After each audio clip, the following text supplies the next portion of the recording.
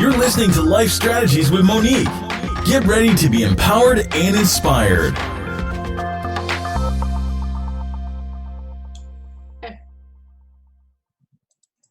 Well, hello, everyone, and welcome to another episode of Life Strategies with Monique. I'm your host, Monique Petaway, and today, ladies, I have a very absolutely amazing guest. Her name is Debby Montgomery Johnson. Debby is a #1 best-selling author, international speaker, Voice America radio host, and she is a businesswoman. And definitely, she is on a mission. She has a book that's called The Woman Behind the Smile. And she's going to talk about that today and a couple of other things. But a little bit more about her background. Debby has been interviewed by CBS This Morning, NBC Channel 5, and the Senate Select Committee on Aging. She was a 2017 California Women's Conference Speak-Off winner and the Woman on Fire Author Award recipient. And she is always available for engagements. Debby, welcome to the show. So glad you could be here today. Thank you so much for having me. I'm really excited to talk to you. I am too, because we met and we had a lot to talk about. And I am so excited for my guests to hear your story today, because when I heard your story, I was like, oh my God, you've got to be on the show. Got to be on my show, because so many people need to hear your story and what you went through. And I'm just excited for you to be here today. So Debby, I'm going to turn it over to you. Well, I want everybody to know right off the bat that I'm just like they are. I'm a mom of 4. I'm a grandma of 4.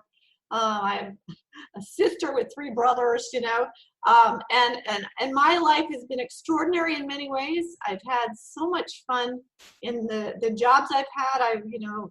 My background was as an Air Force intelligence officer, a banker, a legal assistant. I've had a variety of things to set me up to be the perfect person not to be scammed.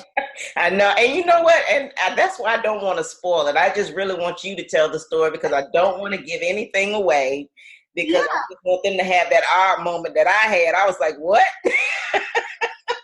Well, so here's where it really started. In 2010, I got the phone call from my son that said, Mom, Dad just died. I'm coming home to take care of everything. And, that changed my life forever, as many, people understand that. But I was so surprised and taken, because my husband had not been seriously ill. He had diabetes. It was under control, but he was a really big guy, and he didn't want to take care of himself as best he could, or as best that I thought he should have taken care of himself. And because I don't like contention, I just didn't want to keep on him about his weight and about his exercise and all the things that I knew would be good for him. I didn't want to be the nag, and I just resigned myself to the fact that it's his choice of what he wants to eat. And if he's diabetic and he loves my cookies, then my cookies might have killed my husband. So when I got that phone call, I was actually working through. My 4 children were the ages of 15 to 23. It was a 23-year-old that called me. And I had to throw together a funeral. I had to throw together bring my family together. And I had to run my husband's company, which I knew nothing about, other than I would sit and watch him, fulfill orders for we have a vitamin supplement that's very good for diabetics with neuropathy. I had to learn to run his company because it paid the bills. And so for 6 months, all I was doing was figuring out how to keep the company going, how to, keep my own job. I was a treasurer in a school district. I had to figure out how to keep that going and keep myself, together. And I really was in animated suspension most of the time. I was running on adrenaline, just running on empty. And when it hit me that I was not taking care of myself, it was typically at night between, midnight and 4 a.m. I'd be in bed alone. It was the first time in 26 years that I was sleeping by myself for an extended period of time. And I was sad. I was mad at Lou for dying, which sounds terrible, but I just, it wasn't part of my plan. And I was thrown into doing things that I didn't ever expect I'd have to do even from, trying to figure out his passwords on his computer. He was not a guy that would write things down. And there were times when I needed to have information and I'd be lying there crying, saying, Lou, you got to help me. You got to help me out with these things. And just relying on the Spirit to just give me the insight to where could I find certain things that I needed. And I wasn't taking myself seriously, my health seriously. I got very, very skinny, which in my mind was great because I'd been heavy a lot of my life. Been there, done that. And the whole yo-yo. So I'm thinking, I'm looking good. I'm lost a lot of weight. And one of Lou's best friends came to visit me one time and he said, "You look terrible." He goes, "You really, what are you doing? How are you taking care of yourself?" And I'm thinking, you know what? I'm darned if I'm heavy. I'm darned if I'm skinny. I got to figure out what's good for me. And I started swimming, and I swam every day, and it was my way of getting control. It was also my way of crying, and no one knew I was crying because I had water all over my face. But I felt like I had to get control of my body first, and then it would fix my mind. Well, I'm not sure it ever fixed my mind because I found that I don't deal with my emotions very well, and so I just get busy. And I keep very busy and involved in so many different things that I just don't allow I didn't allow my grief to really have an opportunity to get healed. And then when my friends all saw this, how busy I was, they're like, you need a life. And I'm thinking, I have a life. I've got so much going on. And that's when they said, no, you need to get out. You got to start dating again. You have to do whatever they wanted me to do. And I was like, you guys, I really didn't like dating when I was young. And why would I want to do it at 52? All those insecurities came back. I was skinny enough, but I wasn't pretty enough, wasn't this enough. It wasn't enough. Yeah. And they're like, you're very accomplished. You've got these things going. You're going to be okay, but you need to get out and date. Well, I didn't want to do it in person. I just didn't want a relationship physically. I wasn't ready for that. But that's when they said, try online dating. Well, everybody that I knew that had been on online dating, it was a great experience. They'd met their spouse, they'd met their best friends. And I'm thinking, what the heck? I even mentioned it to my mother, and she was so funny because one of her best friends actually met a man online and ended up getting married to him, and it's 78 years old. So I'm thinking, well, heck, if, that could happen. So you're thinking it's going to be okay. Yeah, let's try it. But I didn't know enough about it. And so I tried to make things perfect. My book is called The Woman Behind the Smile, but I put up the smile. I put up the perfect profile.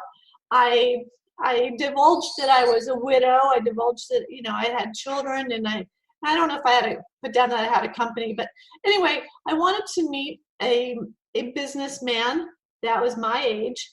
And I don't know if you've tried to do any online dating, but the women that have, I found that the guys between 55 and 65, they lied about their age. They put these pictures out there, and they had what I call the wife beater t-shirt. It was the t-shirt without the sleeves. And I'm thinking, oh my gosh, they couldn't write very well. And I'm thinking to myself, what am I doing this for? Right. This is not what I want to find.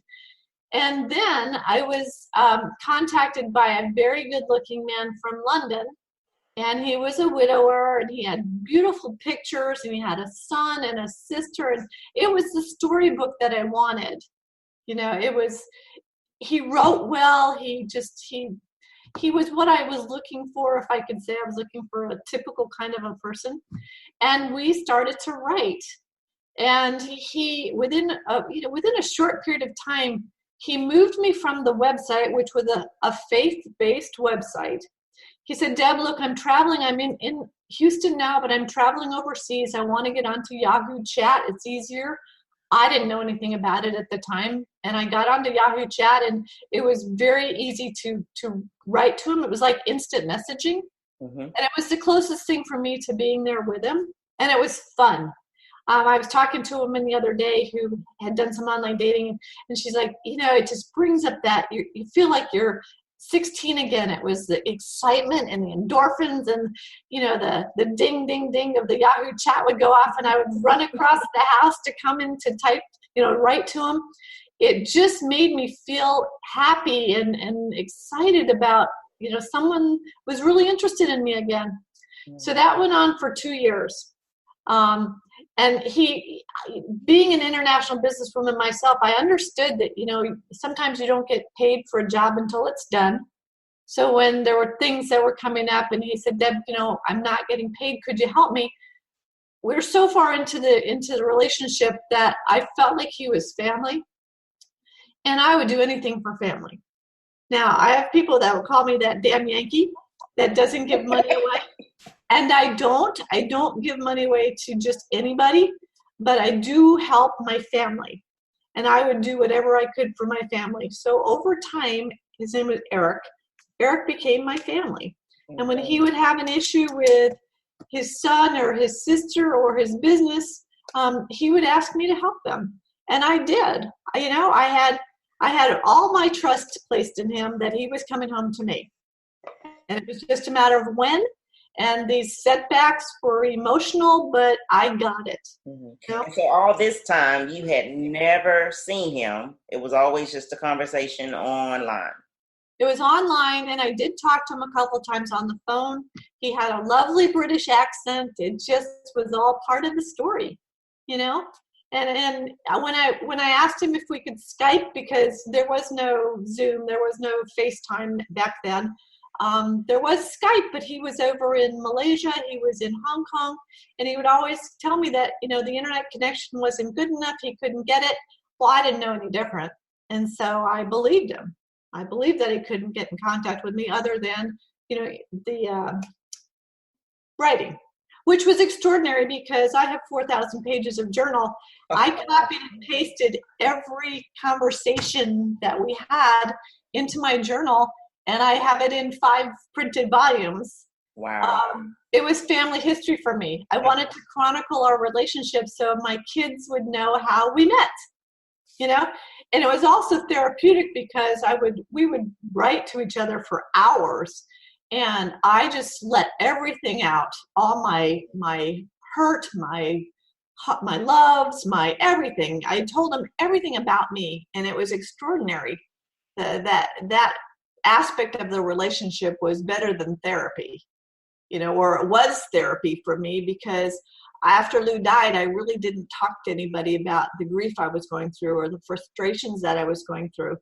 And my conversations with Eric allowed me to do that. Right. And I hear that quite often. And I know Oprah and a lot of other people talk about writing and how therapeutic it is. And it absolutely is, because I write myself, because that helps. When you're writing, it absolutely helps you get rid of all of that emotion that you keep inside and you're all bottled up, because once you write it, it's kind of like it's been released, so to speak. Well, and once I wrote it out, and it was just like you said, it releases it. It released the tension. It released the hurt that I felt by Lou dying and about an infidelity that had happened over the years. There were just so many things that I kept bottled up. And I say that, we're all women behind the smile. We are. Mm-hmm. We want to look perfect to the world. We don't want anybody to know that our personal lives have cracks. Yeah. And we're not perfect. We're striving to be the best we can be. But I found that by hiding behind my smile all those years, it was very detrimental to me and to whoever I was around. I had miscarriages, multiple miscarriages when I was younger, and nobody ever talked about that until it happened. And then everybody comes out with, oh, it happened to me. And I'm like, so I'm sitting there thinking, I've lost 3 babies and I'm by myself, until people start saying, no, Deb, you're not by yourself. Mm-hmm. And when they shared their stories, I'm like, okay, so I can get through this. When Lou died, I had women that came to me that had gone through the same thing. And I felt relieved when I could talk to them about what was happening and the stages of grief I was going through. Because otherwise I would have just dealt with it. I'm a strong woman. I can do all this by myself. I don't have to rely on anybody. And unfortunately that hurts you from the inside out. Mm-hmm. And so by being able to write to Eric about all these feelings, it really, as one of my girlfriends says, if I was a piece of Swiss cheese, I had big holes in me. And one was that hadn't been listened to my whole marriage, which probably was true. And I didn't want to fight against that. So I just kind of said, yeah, went on with life. But when I would express to Eric my frustrations with so many things during my marriage, that filled me up because he listened, and he, would write back and say, hang in there and do this and do that. And that was the great thing about our relationship, is it filled up that deep hole in me that needed to be listened to. And I actually found my voice. I got my strength back from the inside out. And so when my friend Paula had said, Deb, who are you? Who are you going to be now? I didn't have to be the kid's mom or my parents' daughter or Lou's wife. I could be me again. And that was very empowering to be able to find out who I was, because I think all of us take on these roles, and we become, our child's parent or so-and-so's mom or the Cub Scout leader or whoever. And we lose sight of who we are as women, as daughters of God, as whoever. And that was important for me to find out. So I had this great relationship with Eric for 2 years, and almost 2 years to the date. It was September 10th, 2012. He came online, and he was over in I guess he was in Hong Kong. He was finishing up his job in India. And he came online one morning, was typing to me and said, how do you feel about forgiveness? Well, I'm a very spiritual person. I went to my scriptures. I went to, everything, all my books. And for hours, I was writing to him about how I felt about forgiveness. And we got disconnected, which was not unusual. Our internet connection regularly got disconnected. But he came back later on and he said, hey, do you remember what we were talking about? And I said, of course. He goes, let's revisit. So I did. All of a sudden, I'm like, did I do something wrong? And why I would think that, I was putting it back on me, which we all do. We all think it's our fault that things are going bad. I said, did I do something wrong? Why do you need that? Why are we talking about forgiveness? And he said, I have something to tell you that's going to hurt you. And I'm sorry, but I need to know that you can forgive me before I tell you. I'm thinking, okay, I'll forgive you. I'm an open person. But when he came online that morning and said that the whole 2 years had been a scam, I couldn't believe that. I was like, what are you talking about? I said, now you're lying. You must be sick. Something's wrong. What's going on here? And when he said, no, I'm so sorry, it's all been a scam. Well, what the women need to know here is that the scam was not just the relationship part, it was the financial part that over those 2 years I had come up with, and I didn't have it, but I came up with over $1 billion to give to him. And I think about that number. Wait, stop. I got to give you the number though. Sure, go back. $1,080,762. Okay, and I really need my listeners to make sure they understand that you were in a relationship with a man, and over the 2 year period of time, you ended up sending him over $1 million. Right. And Biden says all of this has been a scam. It's all a scam. And I didn't have $1 million in the bank, but I came up with it. I sold I sold my retirement accounts because I was going to, take a loan on them and then get them paid back so that there was no penalty.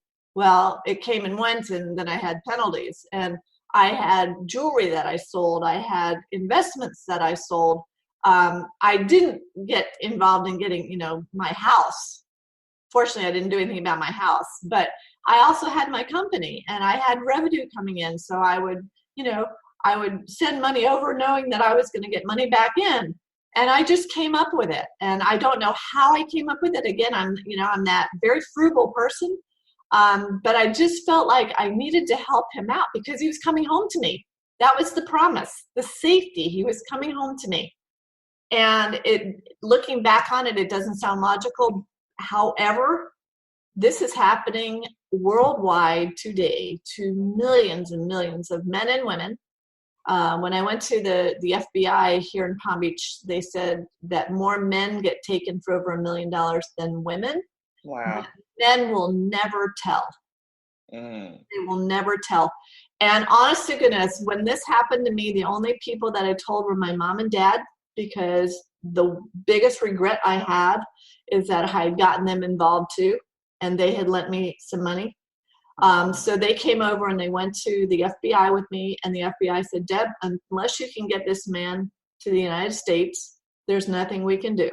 Mm-hmm. So here's the part of the story I didn't tell you. When Eric was telling me about this, that it was a scam, I said, you have to prove to me that this is a lie.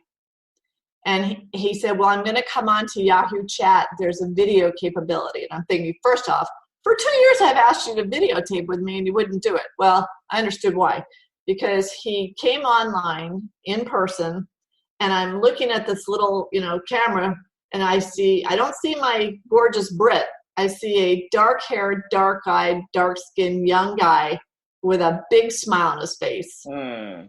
And he's looking at me, so excited to see me in person. And I mean, this was the gift from God, that in an instant I could disassociate my whole 2-year story with what I was seeing, because that was not my Eric. Right. That was Joseph. And Joseph was not the man that I had fallen in love with, although there were probably aspects of him that were Eric, mm-hmm. But I'm looking at him, and that's when all of a sudden my intelligence hat, my Air Force hat, my banker hat, it kicked in, and I took a picture. I took a picture of that screen. So I do have one picture of the real guy. And I put it in my book, because I've found over the years that most women that have been scammed, the scammer walks away. He never reveals himself. And so why Eric did it or Joseph did it, he tells me it's because he had fallen in love with me over those 2 years. I don't know if that's part of the scam too, but I'm so grateful that he did, because it gave me a face to look at and to understand that this was a scammer, and he did it to me no matter, what the reason was. Mm-hmm. I had closure because I saw him. Mm-hmm. If he had just walked away, it would have been like Lou dying. I never saw Lou after he died. I never, when I got that phone call, that was the end. I never saw him again. So if Eric had walked away, I would have thought he had died, and it would have been worse than when Lou died, because I was part of this story. Right. And it would have been just as traumatic. And so I think and I want to say this for my listeners out there. I really hope you're really paying attention to how the scam came about, because you were in a different state, during that time. You were going through, basically, and it makes you more vulnerable, to circumstances around you. And, it's so interesting how people they take advantage of that. And I want them to really hear, what they need to be looking for. So could you share just a little bit when we talk about this online dating? Because I think there's so many people on it now. What is it that they really need to be cautious about? What do they need to be looking for? What are the signs so that they can protect themselves if they're in this online dating world? Absolutely. And I want to put it out here too. It's not just online. People are being scammed in person also. So it's some of these tactics, just be careful. But for online dating, the first thing is you never want to put that you're a widow. And you don't want to put that you're divorced. You got to figure if they're doing online dating that you're single. And it doesn't matter how, because the online guys, the predators, are looking for the new widows, the new divorcees, someone that's new to a website, to an online dating site. They know if you're new. So they're looking for that. Be careful what you put in your profile. You don't want to tell them that you're a businesswoman. You don't want to tell them that you have been, any sort of financial stuff. I don't know if that actually came up. I don't think I would have said that, because all along my mom used to say, don't talk about having any money. But you got to be careful about that. Be careful of your pictures. Online dating scammers, or the other victim in this is the guy's picture that was used as the impersonator.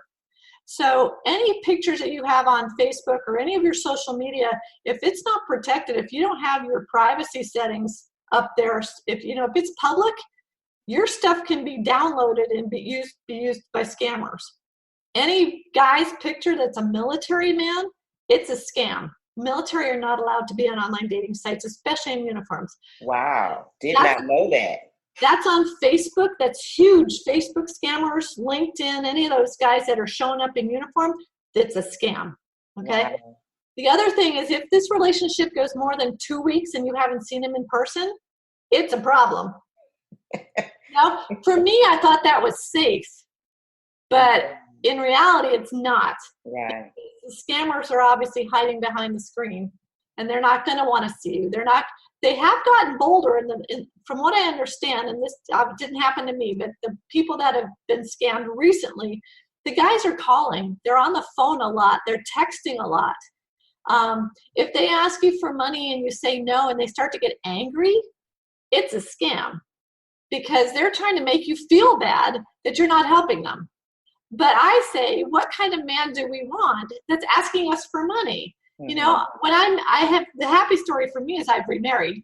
But when I went out on a date with my husband to be, if he'd asked me to pay for dinner, I probably would have said no, you know? So how I could have gone all these years and spent so much money, I don't know. But there is a psychology to a scam, and the scammers are very well trained. They're being trained in universities in Nigeria, and they have playbooks. They know what they're going to say. They work in groups. So, you know, I wanted to be a fly on the wall to see how one night I was in a message with his son in England, his son and his sister in England, him wherever he was, and his attorney. I typed very quickly, and I had 3 open chat boxes, and I was going back and forth with all 3 of them, and I felt like I was talking to different individuals. Well, it turned out that I was, and they were all part of the scam. Wow. They are very well trained, but just be careful. If they start telling you that, you know, they're falling for you so fast, or that you're so beautiful and they love you, they know that they are hitting that part of your brain that wants love and security and fun, and they're going to get you. That's called grooming. They are grooming you to see when's the right time to hit you with, you know, I'm in trouble, I need some help. And they're going after really good-hearted men and women. You know, any women, I say women, because our audience right now is typically women. If you're a woman of faith and you have a good heart, you are so vulnerable to someone scamming you, because we're taught to trust people. And if anything, I've had such a hard time with that loss of trust, you know, and trying to get it back. So you want to look for those things when you start speaking with these guys. You want to do a Google search on the pictures they send you.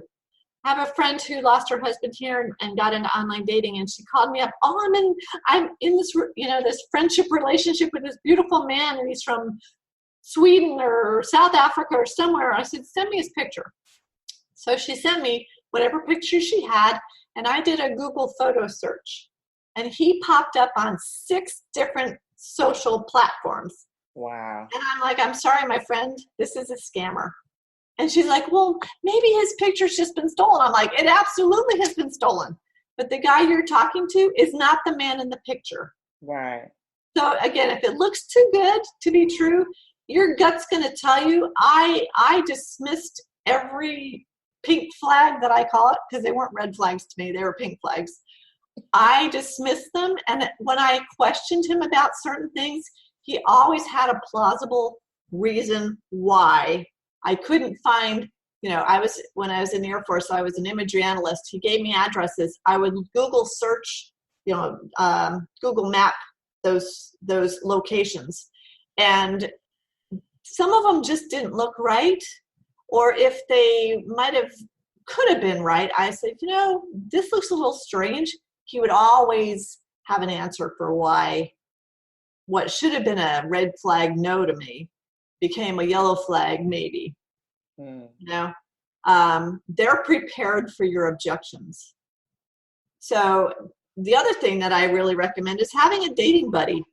Have someone that's a little more objective at the beginning to calm your excitement. And I loved that feeling of being, a teenager again, that young love, but it overshadowed my 52-year-old brain and my logic. And, one person that I did a radio show years ago when this came out, and a woman, she was lovely. She was from Indianapolis, and she was a minister. And she said, Deb, God let this happen to you. Because we all know that bad things happen to good people.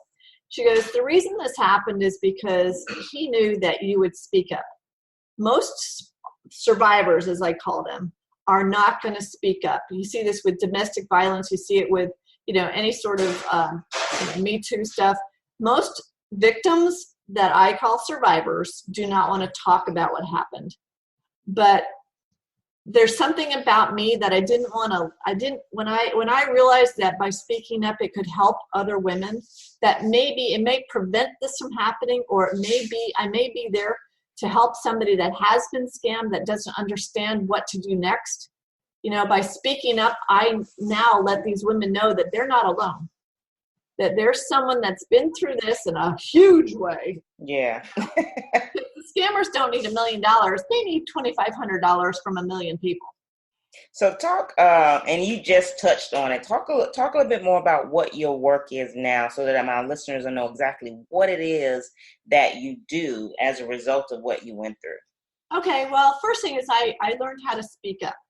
And I ended up having to write my book, which is called The Woman Behind the Smile, Triumph Over the Ultimate Online Dating, Betrayal. I wrote that because a friend of mine wanted to do a movie. He goes, you got to have your book before any movie can come out. We haven't had a movie yet, but I have had the opportunity to speak on national TV and speak on radio shows. And I'm open to speak to anybody and everybody, because I think by making people aware of how easily this can happen, because most people are sitting there going, oh, it never happened to me, never happened to me.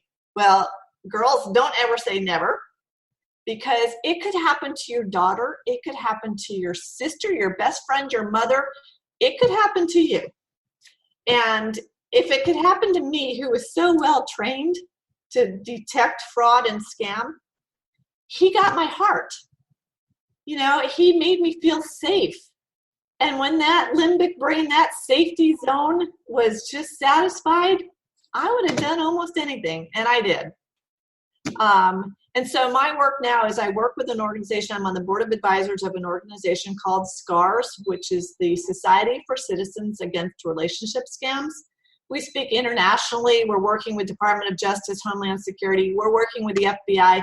We're trying to get out there to local law enforcement, because the worst thing that happens is when we tell a victim to report it, you go into a police station and they think you're an idiot. They don't know how to deal with a report. I'm sure it was like this with domestic abuse 30 years ago, 40 years ago, when battered women would go in and they're like, honey, be nicer to your husband or be nicer to your boyfriend. They didn't take women seriously. I think that's what's happening here, although we're trying to make people aware.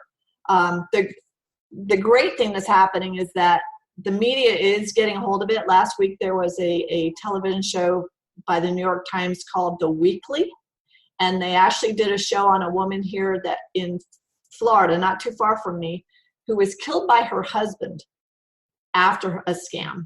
And it showed Facebook and how Facebook says that they're taking, bad profiles of, fake profiles offline. They may take a few, but every time you shut down one scammer's Facebook page, 10 show up. So we're working with that just to bring awareness to all sorts of individuals about social media in general is full of scammers. Be so careful about who you're talking to. And even if you get a friend request by someone that has mutual friends, if it's one or two mutual friends, be really careful, because scammers can get a hold of your friend list and they can become a mutual friend, which gives them credibility. Because I look at Facebook friend requests now, and if it's got, say you and I are friends, if it has just you and I, you are my only mutual friend, and then they've got a lot of other, look through their friends. Look to see who their friends are. because a lot of the scammers don't pay attention to that, and they've got all their guy friends in Nigeria, as their friends. So if you have a question, you get something of a friend request or they say, hey, how are you doing? My mom, I got a friend request from one of my mom's friends, and it came on Facebook Messenger, and it said, hey, Dad, how are you doing? I just want to let you know about this grant that I got for $600,000. That's a scam. And I called up my mother and I said, you've got to call your girlfriend because, this woman's 80 years old. I said, someone has hacked her Facebook. Yeah, and there's a lot more of that because I've even gotten some of those things where people are like preying on you once you friend them, and I'm thinking it's my real friend. I'm like, no, this is not my real friend. This is a scammer, because then they start trying to have this conversation. I'm like, no, this is not even real. And I've seen the one with the military. So I'm so glad that you said that you brought that out about the military, because I actually recently just got one from a so-called good-looking guy. Yeah. Had on military, and I was like, something ain't right about this. It's huge. That is a huge red flag, because, I was active duty Air Force. I've got kids in the military. They are not allowed to be on social media. They will not show you their pictures in uniform. They are very careful. And, we had a general officer that on our board of advisors that his picture, he was a 3-star Army general. His picture had been used by scammers in multiple places. And so, the guys whose pictures are being taken, now they're being harassed by women who think they're scamming them. And the guys aren't the scammers. So they're the second victim. So be careful with that. Be careful with any LinkedIn, any social media. Do your due diligence. Google that person. If nothing comes up, they're probably a scammer. The only reason that nothing would come up is if they were maybe, working for one of the agencies, intelligence agencies or the Homeland Security or something that they're not allowed to have profiles out there. I have family members that's a true statement for. Google yourself, see what you find out about yourself. If you Google me, I come up everywhere. If you Google that guy's name and nothing comes up, that's flag number one. Something's wrong here that this guy doesn't show up at all. Even if you buy a house your phone number should show up somewhere. That if nothing shows up on these guys, be really careful. So between that and doing the Google search on the picture, you should come up with something. Wow. Just do your due diligence and be careful. And I know I don't want to take the fun out of online dating because there's joy and so many people do find their loved one online. But just be careful and temper your excitement with logic. And if you feel that something's not right, talk to somebody. Contact me. You can write to me at Debby at The Woman Behind the Smiles, DEBBY at thewomanbehindthesmile.com. I will look into it. I can't do everything, and all I can do is give you information on where to look or just go with your gut. And don't dismiss the feelings that you get from the inside, because the spirit does tell you, and I felt like over time, I did a lot of praying about every time I sent money to Eric, I prayed about it. And you wonder, those feelings that I was getting, was it God's great plan? And in the, I look at things in the eternal perspective. Again, maybe it had to happen to me just because I could speak up later on. And I'm very fortunate that I have recovered. Not financially, individually, but I have married a wonderful man who supports me in what I'm doing. But I work with a lot of women that have lost their homes, that have lost their financial security from their retirement. They've lost friends, lost family, and they're on the verge of suicide because they're just so desperate and so self-loathing that they were scammed, that it's not the time for you to, as a friend, to push your friends away. It's the time for you to embrace them because they have nothing at that point. They doubt themselves, and every decision that they make, they're questioning. And they don't need anybody else to tell them how stupid they were because they get it. Right. And that's even a therapist, unless a therapist has worked with women that have been scammed or really taken advantage of, it's hard for anybody to understand the psyche of what What got you to do it? You know, but we all do certain things that are really dumb, that are part of our learning experience. And I just want to use my learning experience to protect someone from doing it themselves. Wow. Because it's not fun. And my kids were very upset with me. I think they were afraid I was going to have to come live with them, which fortunately for them, I didn't. But many women that have gone through this have to rely on family or friends. Right. So they're out on the street, and that's just wrong. That's wrong. Right. And it makes me angry that the scammers have such power. As the New York Times guy said the other day, how can the Department of Defense, which is one of the top military organizations in the world, Facebook, which is a top technological company in the world, how can they be run ragged by teenage Nigerian men that are scamming us? Yeah. You know, how does it happen?